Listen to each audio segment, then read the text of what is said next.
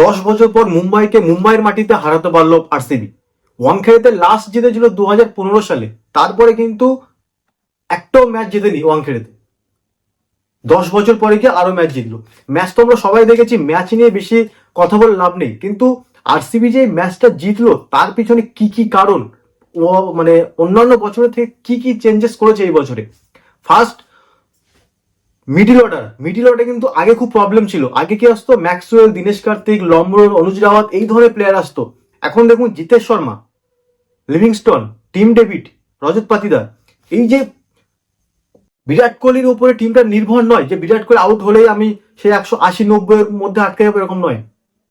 Virat Kohli out হয়ে গেছে, সঙ্গে সঙ্গে ডেভিড লিভিংস্টন আউট হয়ে গেছে। এবার ভাবছিলাম যে ম্যাচটা হয়তো ফেসে গেল, 190 না আটকে যায়, কিন্তু ইন্টেন্স সেম রেখে ম্যাচটা পুরো এগিয়ে গেল।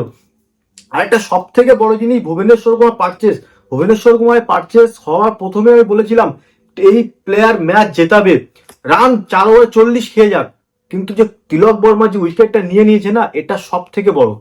ওয়াংখেড়ের পিচ, ব্যাঙ্গালোরের পিচ, ইডেনের পিচ, এই পিচে বোলারদের ইকোনমি খুব খারাপ থাকে, ফাস্ট বোলারদের।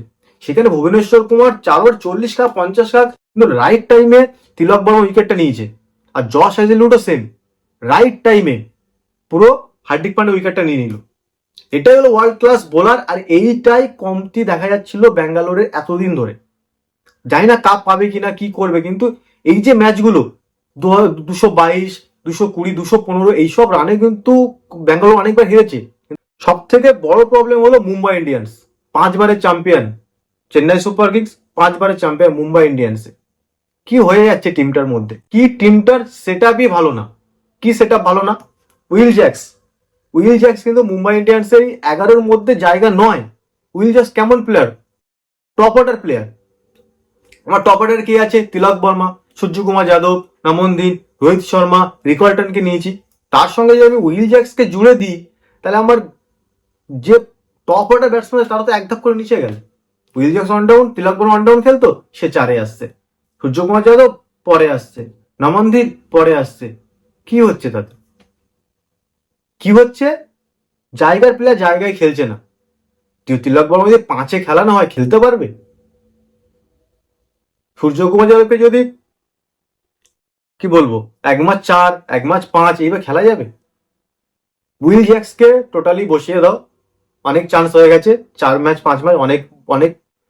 আমি বলবো জেকস বেভেন নাকি আছে ওদের, ওকে খেলাক। কারণ 7 নম্বরের প্রবলেমটা হচ্ছে হার্দিক পান্ডিয়ার সঙ্গে ফিনিশারের প্রবলেম। প্রথমেই বলেছিলাম হার্দিক পান্ডিয়ার সাথে ফিনিশ কে করবে মুম্বাই ইন্ডিয়ান্সের, এবছর এটাই প্রবলেম। উইল জ্যাক্সকে নিয়ে হাত মেলাচ্ছে, হাত মিলে লাভ নেই। টপ অর্ডার ব্যাটসম্যানকে নিয়ে কি হবে? ফিনিশে প্রবলেম। টিম ডেভিডের রিপ্লেস কে? আজ পর্যন্ত পোলার্ডের রিপ্লেস পেলো না মুম্বাই ইন্ডিয়ান্স। এইসব ম্যাচ পোলার্ড জল ভাতের মধ্যে খেয়ে ফেলতো। আর Rickelton opener, South Africa Premier League যে ভালো খেলে এসছে, একটা দুটো ইনিংস খেলছে ভালো, বড় রান করতে হবে, নাহলে কিন্তু মুম্বাই ইন্ডিয়ান্সের যাওয়াটা খুব চাপ। কারণ আইপিএল এ ওপেনার ভালো না খেলতে পারলে মিডিল অর্ডারে সব ম্যাচ জেতাবে না। 2-3টে ম্যাচ হয়তো তুমি জিততে পারো, বাট জেতাবে না। ওই আরো বুমরা কামব্যাক করেছে বলে, বুমরার জায়গায় অন্য বোলার থাকলে তো 250 করে দিত আরসিবি। মুম্বাই ইন্ডিয়ান্সে এই প্রবলেম হচ্ছে, সেট আপটা বাজে লাগছে, 11টা সঠিক খেলাচ্ছে না। 4টে বিদেশির মধ্যে আমার মনে হয় একে বসানো দরকার উইল জ্যাক্সকে, বা উইল জ্যাক্স যদি খেলানোরই হয় নিচে নামিয়ে দাও। আমার Indian one down Tilak Varma, 2 down 4তে আসছে আমার সূর্যকুমার যাদব, নমনদীপ, হার্দিক পান্ডে, তারপরে তুমি উইল জ্যাক্সকে রেখে দাও। আরসিবি তো শুরুবাত ভালোই করেছে, 4 ম্যাচের মধ্যে 3টে জিতেছে, একটা হেরেছে, কিন্তু আরসিবি ঘরের মাঠে ভালো খেলতে হবে। ঘরের মাঠে রেকর্ড কিন্তু খুবই খারাপ যদি তুলে দেখা হয়। নেক্সট ম্যাচ ঘরের মাঝে দিল্লির বিরুদ্ধে, আশা করি ভালো করবে। এই ফর্মটাই থাকা দরকার, যে আমার 2টো উইকেট পড়ে গেছে বলে আমি ঠুকে খেলবো, দরকার নেই। ইন্টেন্ট ভালো, ব্যাটিং কুনাল পান্ডিয়া পর্যন্ত 8-এ ব্যাটিং আছে। তারপর ভুবনেশ্বর কুমার, ইন্টেন্ট যেটা ভালো দেখাচ্ছে। মিডিল অর্ডার খুব কনফিডেন্ট লাগছে, জিতেশ শর্মা, লিভিংস্টন, রজত পাতিদার। আর রজত পাতিদার খেলা দেখে যে কেউ ফ্যান হয়ে যাবে। Clean hit.